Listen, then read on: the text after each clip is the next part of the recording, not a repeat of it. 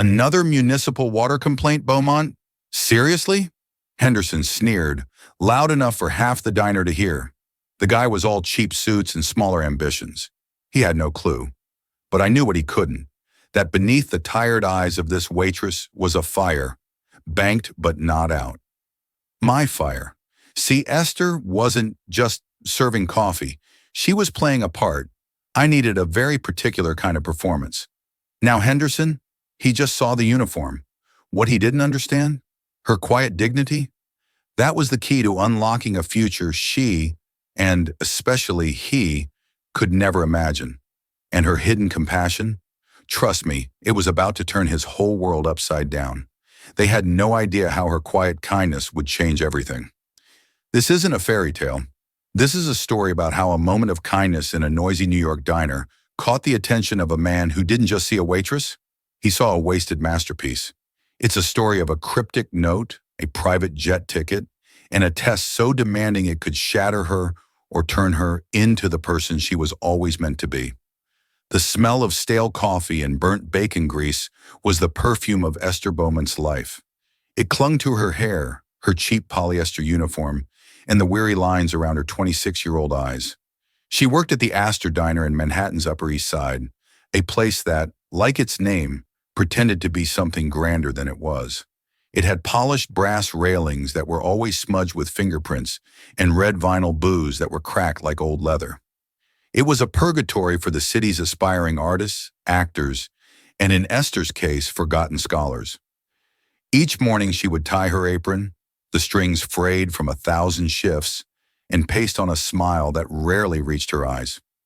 She was good at her job, efficient, polite, and almost invisible, the perfect waitress.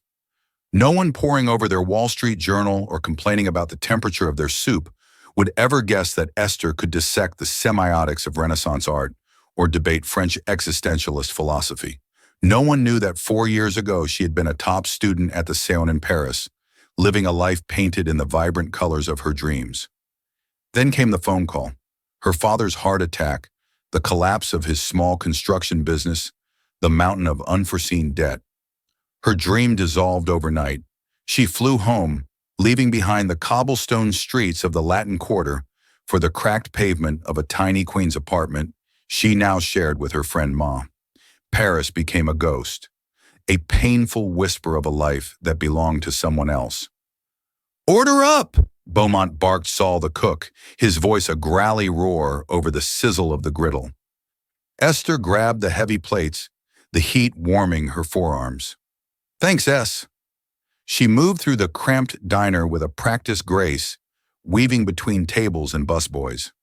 Table 7 was her nemesis today, a man in a pinstripe suit, probably in his late 40s, who had already sent back his orange juice because it had too much pulp.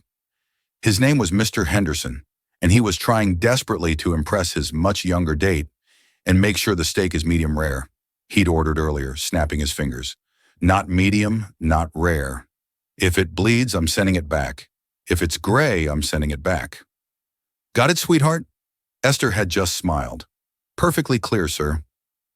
As she navigated the lunchtime rush, her eyes briefly scanned the room. In the far corner booth, a man sat alone. He was different from the usual Ator crowd. He wasn't on his phone or trying to be seen. He was just watching. He was dressed in a simple dark gray cashmere sweater and charcoal trousers. There was no flashy watch, no ostentatious display of wealth, but the cut of his clothes and the quiet intensity in his gaze spoke of a different world. He nursed a single black coffee, and every time she passed, she felt his observant eyes on her. It wasn't creepy, just analytical. She'd pegged him as a writer, or perhaps a professor. He had an air of quiet contemplation about him. 2 more coffees for table 9, Maya whispered as they crossed paths near the kitchen. And Henderson is asking for you again. He says his water tastes too municipal. Esther sighed, rubbing her temple. Of course he does. I'll get the bottled water. It was just another Tuesday, a relentless cycle of pouring coffee, taking orders, and absorbing the casual condescension of people who had never known what it felt like to choose between paying the electricity bill and buying groceries. She moved toward Henderson's table, her tray of water bottles balanced perfectly, unaware that this mundane, soul-crushing Tuesday was about to cleave her life in two. The man in the corner took a slow sip of his coffee, his gaze following her, a flicker of something unreadable in his eyes. He wasn't just watching a waitress, he was waiting. The bell above the diner door chimed, announcing a new arrival. An elderly woman, looking flustered and out of place, stepped inside. She clutched a large handbag, her eyes wide and scanning the chaotic room as if she'd walked into a foreign jungle. Her clothes were elegant but simple, a classic trench coat over a silk scarf, suggesting a tourist who had taken a wrong turn off Madison Avenue. She approached the host stand where a new hire, a teenager named Kevin, was struggling to manage the seating chart. "A table? Silv play?" she asked, her English heavily accented and uncertain. Kevin stared at her blankly. "A what table?" "For one."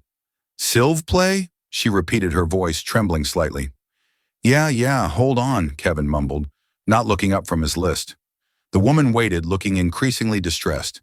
She tried again, this time in her native tongue, a rapid-fire stream of French, explaining she was lost.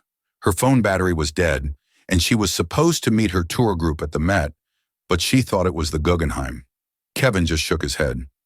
"Sorry, lady, I don't speak whatever that is. Spanish." From his table, Mr. Henderson let out a loud, theatrical sigh. "Oh, for heaven's sake. Let a man of culture handle this." He pushed his chair back and stood up, puffing out his chest as he approached the woman. "Bonjour, madame," he said, his accent a grotesque caricature. I can help you. You, want a table?" The French woman just looked more confused. Esther, who was delivering a basket of bread to a nearby table, felt a hot flush of second-hand embarrassment. It was painful to listen to. Henderson was butchering the language, turning its beautiful lyricism into a clumsy assault on the ears. "Voulez-vous?" Sit down," he continued, gesturing wildly at an empty table. Esther couldn't stand it anymore. It was more than just his terrible French. It was his arrogance, his smug satisfaction in making a spectacle of this poor, lost woman. It was the same condescension he'd shown her all afternoon. Something inside her, the part of her that remembered strolling along the sand and debating Foucault, finally snapped. She placed the bread on the table, wiped her hands on her apron, and approached the elderly woman, the man in the corner booth. Alexander Sterling leaned forward ever so slightly, his coffee cup paused halfway to his lips. Esther looked at the woman and smiled gently, and then she spoke. The voice that came out was not the tired, flat voice of a New York waitress. It was a voice from another life, a voice that was as smooth and clear as a bell. "Madame," she began, her Parisian accent, flawless and pure. "Perdu, madame, pardon." "Me for the interruption. This man doesn't understand you.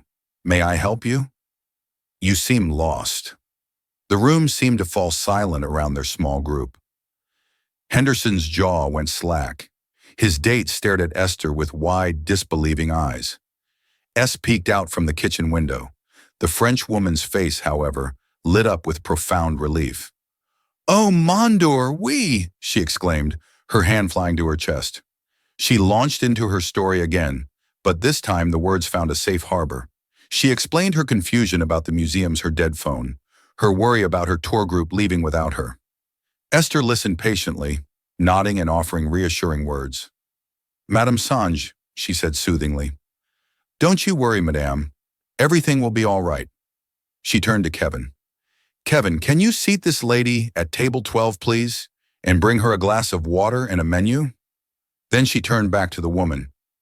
"Please have a seat. Let me use my phone to call your tour guide. What is the name of the company?"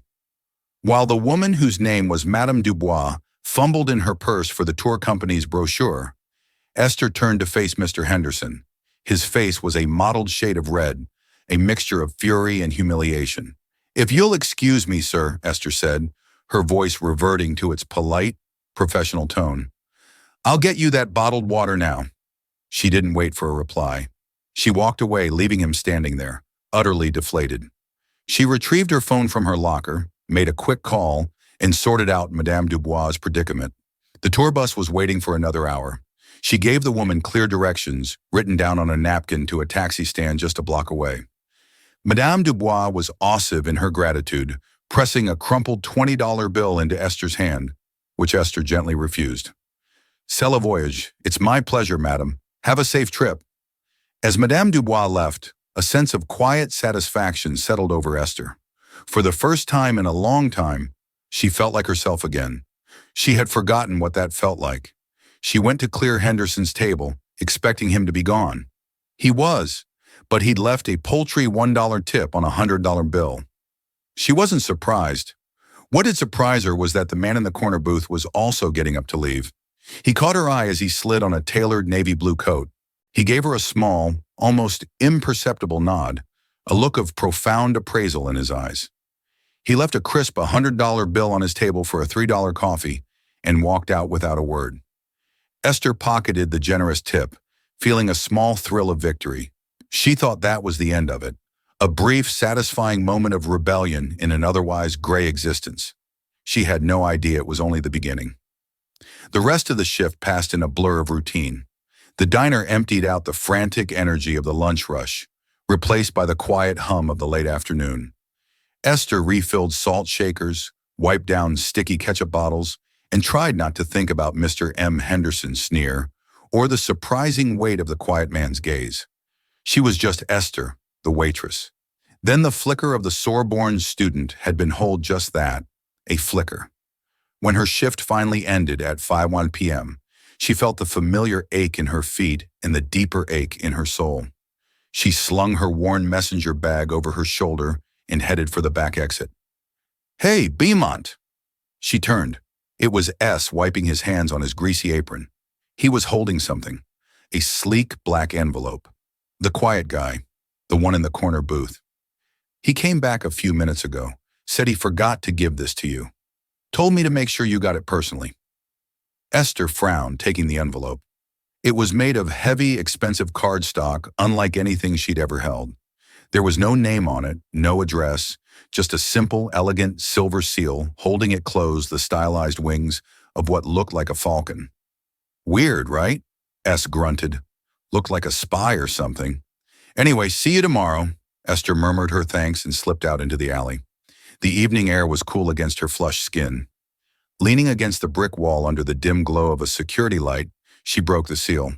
Her fingers trembled slightly. Inside were two items. The first was a business card as thick and black as the envelope. The silver falcon crest was embossed at the top.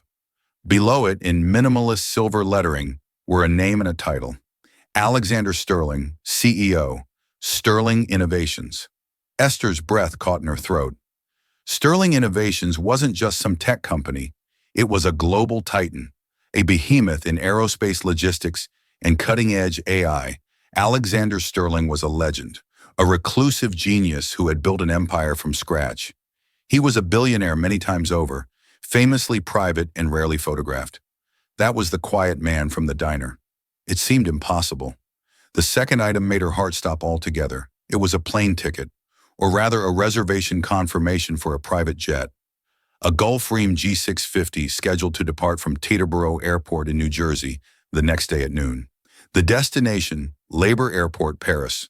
The passenger's name, Esther Beaumont. Tucked into the fold of the ticket was a small handwritten note on matching black stationery.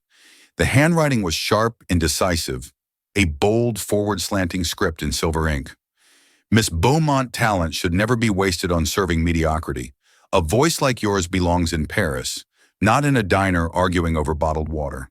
A car will be waiting for you at your address tomorrow at 10 a.m. Your seat will be waiting. This is not a request, it's an opportunity." As Esther read the note once, then twice, then a third time, her mind reeled. The alley seemed to tilt, the sounds of the city fading into a dull roar. This had to be a joke, an elaborate, cruel prank. Maybe Henderson had set it up to mock her further. But how would he know her address and the expense? A private jet to Paris. She stumbled home in a daze, the black envelope clutched in her hand like a talisman. When she burst into her tiny queen's apartment, Maya was on the couch scrolling through her phone while a reality TV show blared in the background. "Whoa, you look like you've seen a ghost," Maya said, looking up. Esther didn't speak. She just walked over and laid the contents of the envelope on the coffee table, the business card, the jet ticket, the note. Maya picked up the card. Sterling Innovations. Isn't that her eyes widened? She read the note, then looked at the ticket. She looked back at Esther, her mouth agape. Cool. What is this? I don't know, Esther whispered, sinking onto the couch. It's insane. He was there at the diner. The guy I told you about who left the $100 tip. Maya's initial shock quickly morphed into deep-seated suspicion. She was a paralegal, pragmatic, and protective by nature. Okay, hold on. A strange billionaire leaves you a private jet ticket to Paris, Esther. This is every red flag in the book. This is how horror movies start. Human trafficking, a weird cult, some kind of creepy pretty woman fantasy. You cannot be serious. I know, Esther said, running a hand through her hair. It's crazy, but the note, talent should never be wasted. He saw, he heard you speak French. Maya counted, standing up and pacing the small living room. That's it. For all you know, this guy has some bizarre fetish. Esther, you don't know anything about him. He's Alexander Sterling, Esther said quietly. He's one of the most famous businessmen in the world. He's not some random creep. Rich people can be the biggest creeps of all, Maya shot back. And how did he get your address? That's what I want to know. That's not just observant. That's investigative. It's stalker-level stuff. The question hung in the air, heavy and unnerving. How did he know where she lived? Esther's mind raced. He must have had someone follow her or run her name through a database. The ease with which he had pierced the veil of her anonymity was terrifying. But beneath the fear, something else was stirring. A wild, dangerous hope. Paris. The word alone was a physical ache in her chest. The ticket on the table wasn't just a piece of paper. It was a doorway back to the life that had been stolen from her. It was a chance. It was everything. What if it's real? Esther asked, her voice barely a whisper. What if it's just an opportunity like he said? And what if it's a trap?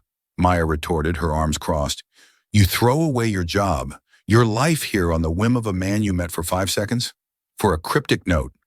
Be realistic. Esther looked around the cramped apartment, at the peeling paint on the walls, the stack of overdue bills on the counter.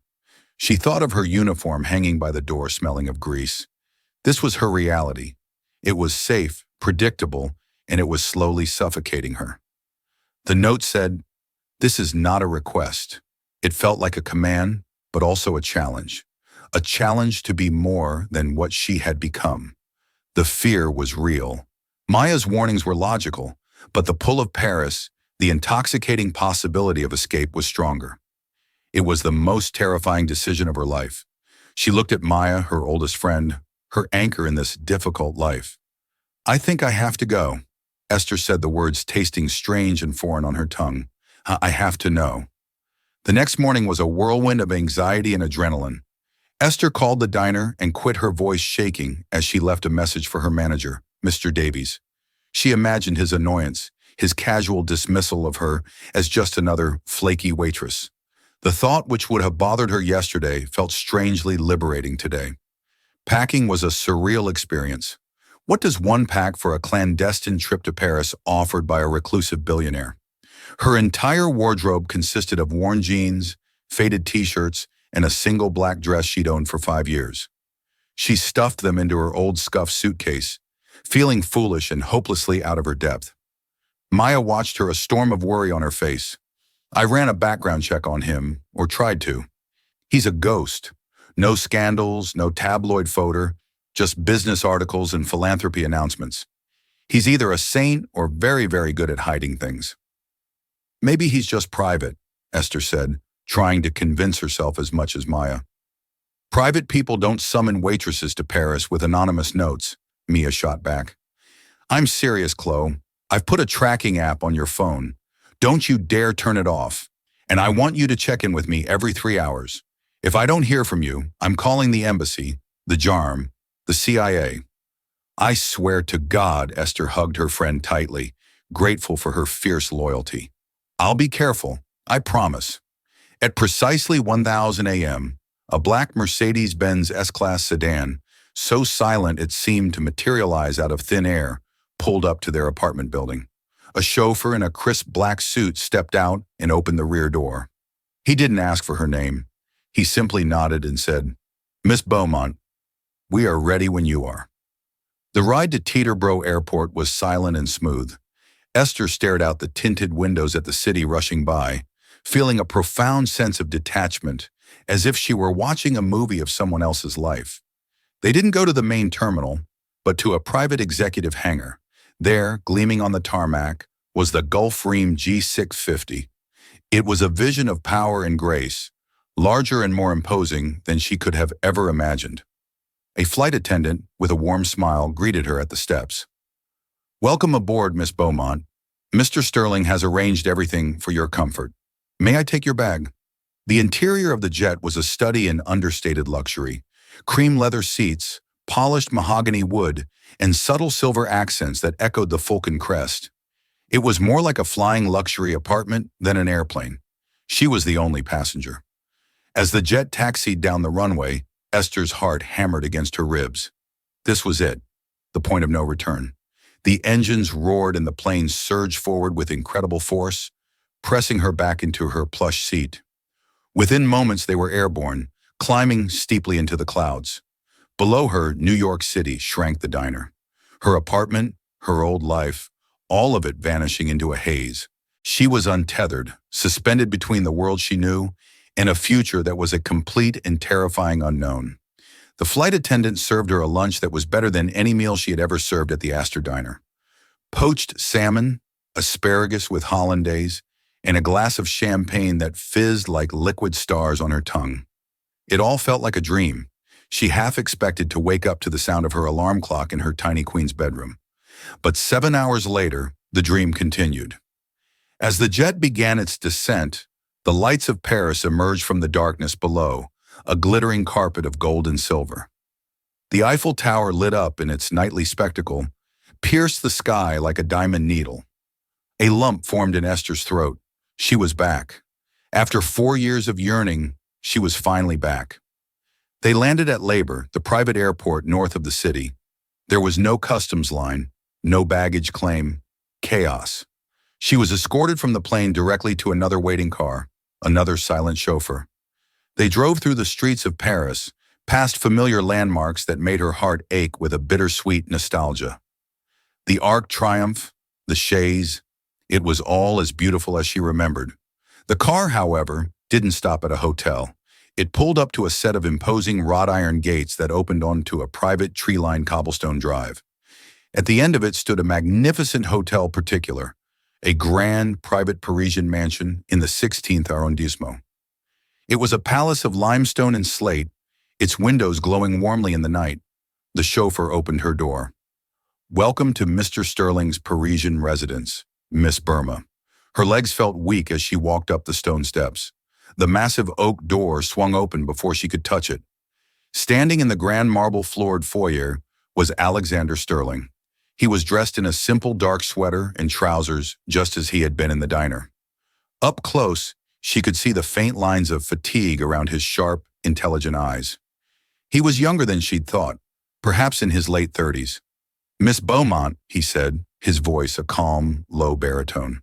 "Welcome to Paris. I trust your flight was comfortable." Yes, thank you," she stammered, feeling small and out of place in the cavernous hall with its soaring ceilings and priceless-looking art. "Mr. Sterling, I don't understand any of this." "I know," he said, a faint smile touching his lips. "Clarity is the purpose of your visit, but first, you must be exhausted. My housekeeper will show you to your room. We can talk in the morning." He gestured, and a woman in a gray uniform appeared. As Esther followed her up a sweeping staircase, she glanced back. Alexander Sterling was watching her with the same unreadable, analytical expression he'd had in the diner. He hadn't explained a thing. The mystery, she realized, was only getting deeper. This was not a gift. It was a prelude. Esther awoke to the unfamiliar sensation of sleeping on sheets with a thread count higher than her monthly rent.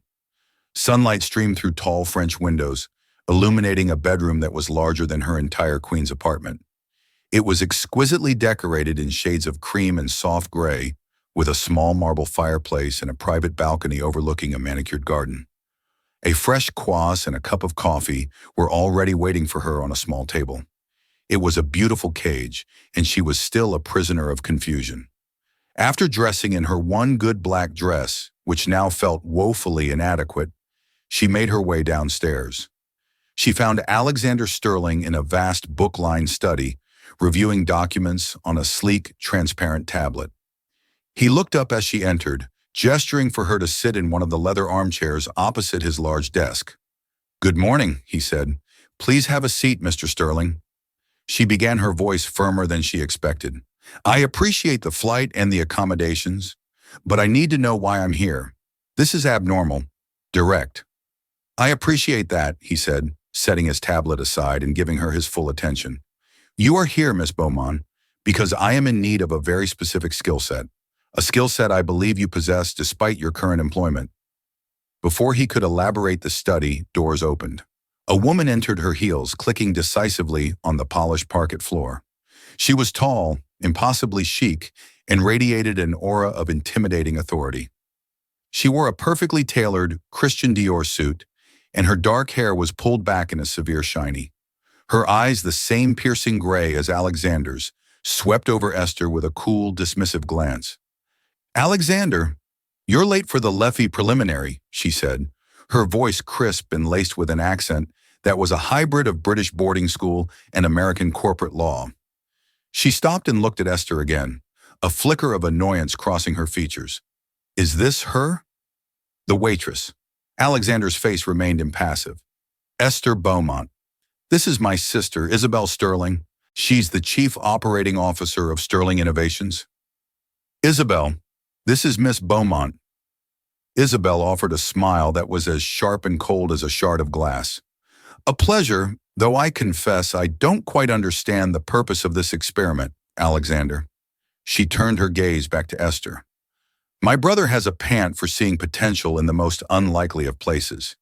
He seems to think that because you can speak French, you can solve a multi-billion-dollar problem for us." Esther's head was spinning. Our multi-billion-dollar problem. What did they think she was? Alexander finally offered an explanation. "Sterling Innovations is in the final stages of acquiring a company, a French company, Maison Lefebvre." Esther knew the name. Everyone did.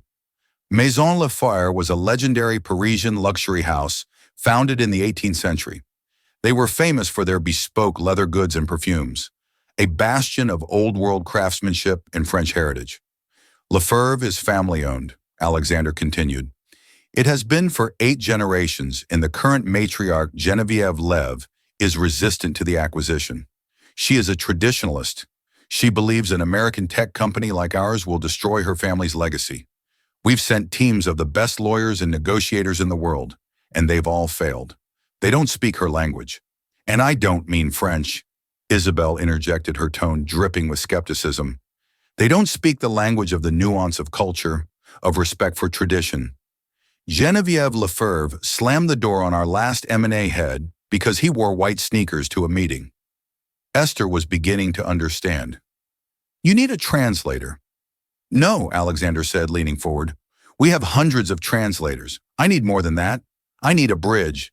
I need someone who understands the subtlety of French culture, who can show respect for their heritage, but who also understands the directness and ambition of the American mindset. Someone who can navigate both worlds." He paused, his eyes locking onto hers. "In the diner, I didn't just see a waitress speaking French. I saw a woman of intelligence and grace handle a difficult, arrogant man with poise. Then I saw her treat a lost, frightened woman with compassion and empathy, using flawless, colloquial French, not to show off, but to genuinely connect and help. That combination, poise under pressure, cultural fluency, and genuine empathy, is rarer than you can imagine. It cannot be taught in a business school." Isabel let out a quiet, impatient sigh. "It's a romantic notion, Alexander. A lovely story. But this is a $2.7 billion acquisition, not a social experiment. Miss Beaumont has no corporate experience, no background in finance or law. She served pie yesterday. The insult landed like a physical blow, but Esther held her ground. She refused to let this woman diminish her. And what is it you do exactly when you're not a waitress? Isabel pressed her eyes narrowing. What hidden talents did my brother unearth with his little private investigation? The question confirmed Esther's fears he had investigated her. I was a student, Esther said, her voice steady. Here at the Sorbonne, I studied art history and French cultural studies. I had to leave before I could finish my degree due to a family emergency. Alexander nodded slowly, as if this confirmed something he already knew. Isabel, however, looked unimpressed. So, you're a college dropout? She stated flatly. My sister lacks a certain subtlety, Alexander said, shooting a warning look at Isabel. Here is the situation, Miss Beaumont. This is not a vacation. It is for all intents and purposes a job interview. The most unorthodox job interview of your life. I want you to be part of the team meeting with Geneviève Lefebvre and her family. I don't want you to negotiate finances. I want you to listen, to observe, to build a bridge where we have only found walls. And if I succeed, Esther asked, if you help us secure this deal, Alexander said, I will create a position for you at this company, Director of Cultural Integration for our European acquisitions. You will have a new life, a salary that will solve any family debt you might have, and a career that utilizes your actual talents. I will also fund the completion of your degree, should you still wish for it. It was an offer that was beyond comprehension, a lifeline, not just to solvency, but to a life she thought was lost forever. And if I fail, Isabel answered before Alexander could. If you fail, Miss Beaumont, a car will take you back to labor, and you will be on the next flight back to New York. You can have your old job back at the diner. We will, of course, compensate you for your time. Her tone made it clear that failure was the only outcome she expected. The weight of their expectations of the entire surreal situation pressed down on Esther. This was insane. They were asking her to step into a corporate shark tank with nothing but a half-finished arts degree and her fluency in French. It was an impossible task. But then she thought of the diner, the grease, the condescension, the slow, grinding death of her spirit. Failure here meant returning to that. Success meant everything. She looked from Isabel's cold, challenging stare to Alexander's quiet, expectant one. She took a deep breath. When is the meeting? She asked. The next 2 days were a brutal high-speed education in the world of corporate acquisitions. Esther was given an office in Sterling's Parisian headquarters on the Place Vendôme, a space with a view that was probably worth more than she had earned in her entire life. She was buried under an avalanche of files, financial reports, market analyses, legal documents, and most importantly, a thick dossier on Geneviève Lefebvre and her family. She devoured every page. She learned that Geneviève was 78 years old, a widow, and had run the company with an iron fist for 40 years. She was a legend in the fashion world, a purist who despised the modern trends of fast fashion and influencer marketing. The dossier was filled with failed attempts by other companies to acquire Maison Lève. Geneviève had dismissed them all as vulgar merchants who wouldn't know a Birkin from a bucket. Isabel made her disdain for the situation clear. She would periodically enter Esther's office, quiz her on obscure financial data, and point out her lack of experience. Do you even know what EBITDA means, Miss Beaumont? She'd ask, a smug look on her face. No, Esther admitted honestly. But I know that Madame Lefebvre's favorite artist is Jean-Honoré Fragonard, that she believes the soul of her company resides in the specific stitching technique developed by her great-grandfather, and that she sees this deal not as a financial transaction, but as the potential orphanage of her family's legacy. Perhaps that is more important than earnings before interest, taxes, depreciation, and amortization. The response left Isabel momentarily speechless, which gave Esther a small surge of confidence. She knew she couldn't compete on their turf. She couldn't talk finance or law, but she could understand people. She could understand culture. That had to be her strength. The day of the meeting arrived. Esther was a bundle of nerves. A stylist summoned by Alexander had provided her with a simple, elegant navy blue dress by a discreet French designer and low heels. Understated, respectful, the stylist had advised. The meeting was to be held at the Lefebvre flagship store on the Rue Chenor, a hallowed space that felt more like a museum than a shop. As their car pulled up, Esther could see a small army of lawyers and executives from Sterling Innovations, waiting on the sidewalk, all looking tense. Alexander, Isabel, and Esther got out of the car. Alexander gave Esther a reassuring nod. Remember, you are not here to speak for me. You're here to listen for me. Isabel simply sniffed. Try not to spill anything. They entered the building. The air inside was silent and smelled of expensive leather and jasmine. They were led up a private elevator to a formal salon on the top floor. And there, sitting in a Louis of Fibre 16th armchair, was Geneviève Lefebvre. She was a small bird-like woman with sharp, intelligent eyes and perfectly coiffed silver hair. She was flanked by her two sons, both stern-faced men in their 50s. Introductions were made when Esther was introduced as part of our cultural liaison team. Genevieve's eyes lingered on her for a moment, a flicker of curiosity in their depths. The meeting began, and it was a disaster.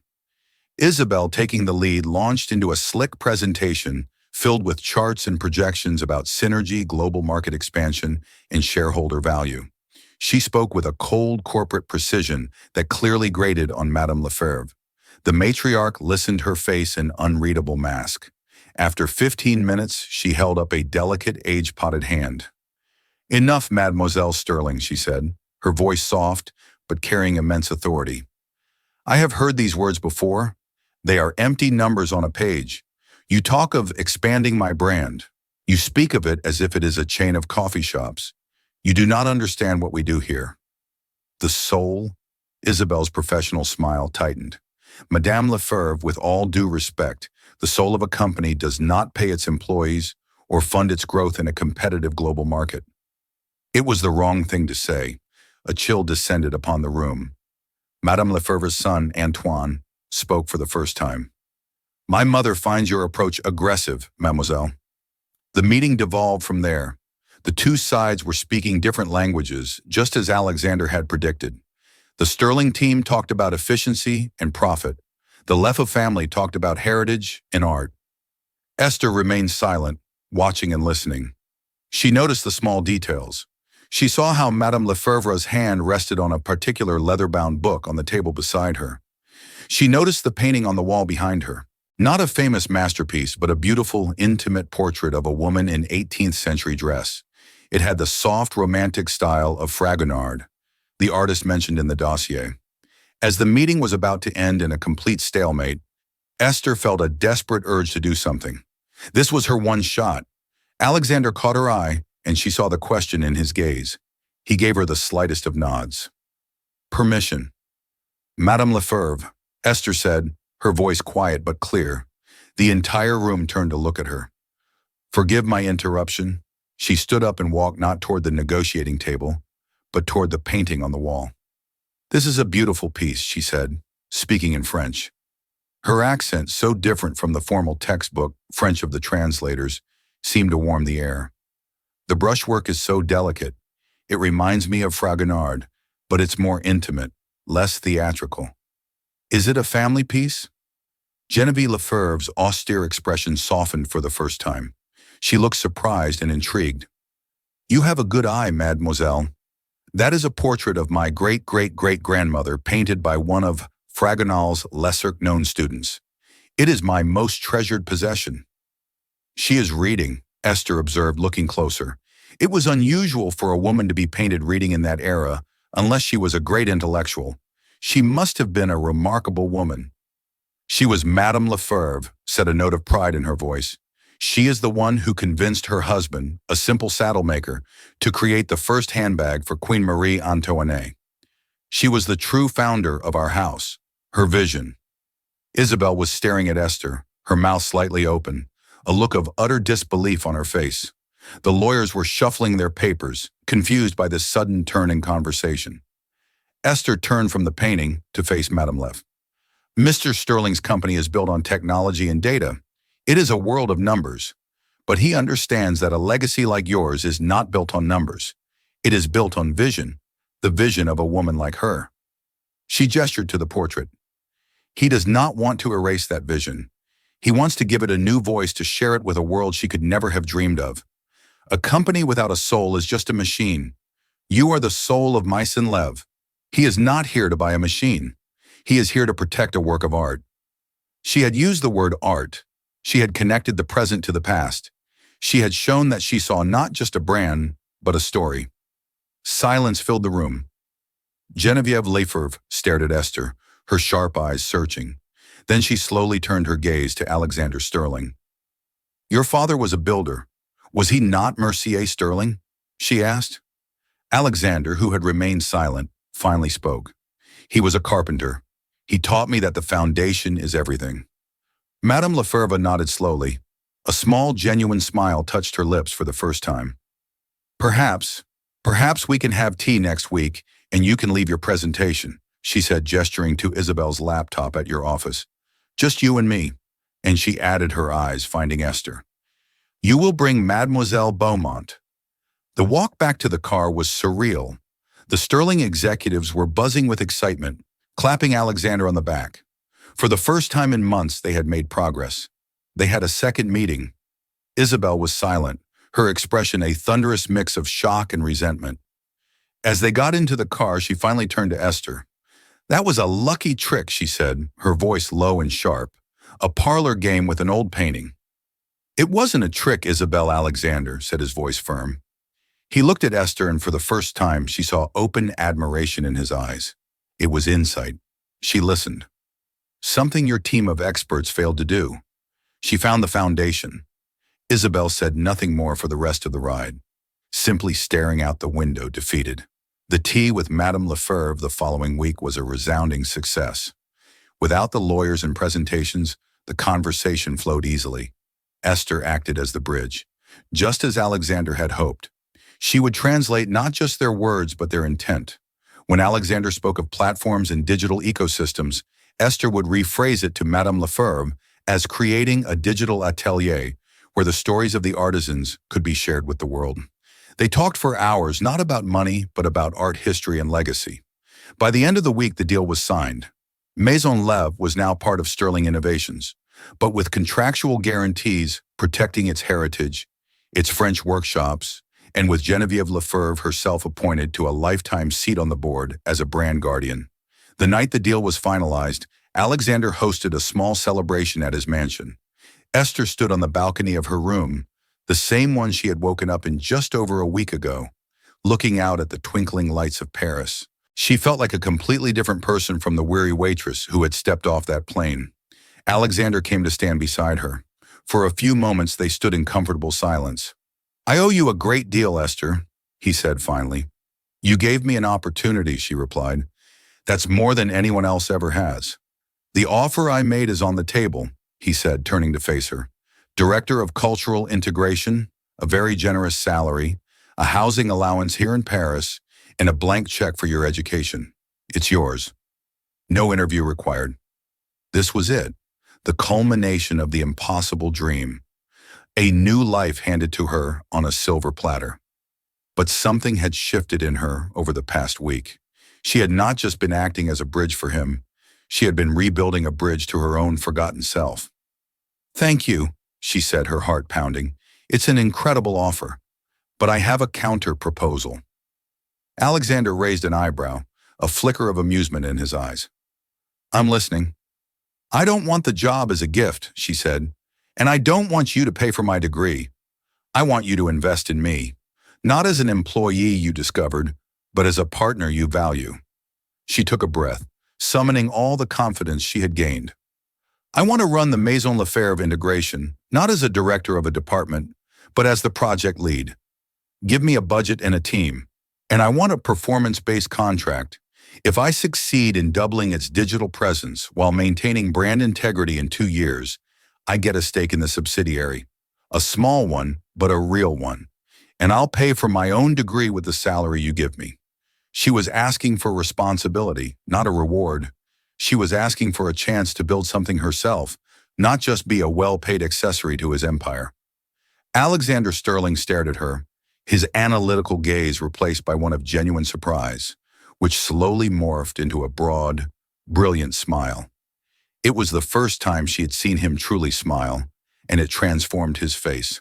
"A college dropout waitress who served me coffee a week ago is now negotiating equity with me on a multi-billion-dollar deal," he said, shaking his head in disbelief. He let out a soft laugh. I knew my instincts were right about you, Esther Beaumont. I just had no idea how right. He extended his hand. You have a deal. Welcome to Sterling Innovations. Esther shook his hand, a current of electricity passing between them. It wasn't just a handshake. It was a contract. It was the closing of one chapter of her life and the explosive beginning of another. She was no longer a waitress who spoke French. She was a woman who had found her voice in more ways than one, and she was finally truly home. Esther's story isn't just about a lucky break. It's a powerful reminder that the person you are right now in whatever job you're working is not the final chapter. Your hidden talents, your forgotten passions, the skills you think no one sees, they have immense value. It was a single moment of kindness and a sentence in French that changed Esther's life.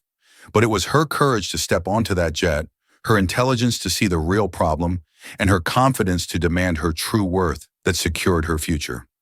What hidden talent do you have that the world just hasn't seen yet? What would you have done if you found that black envelope? If this story inspired you or made you think, please give this video a thumbs up. It truly helps us bring more stories like this to you. Don't forget to subscribe and hit the notification bell so you never miss an incredible journey. And share this video with someone who needs to be reminded that their big break might be just one customer, one conversation, or one moment of courage away. Thank you for listening.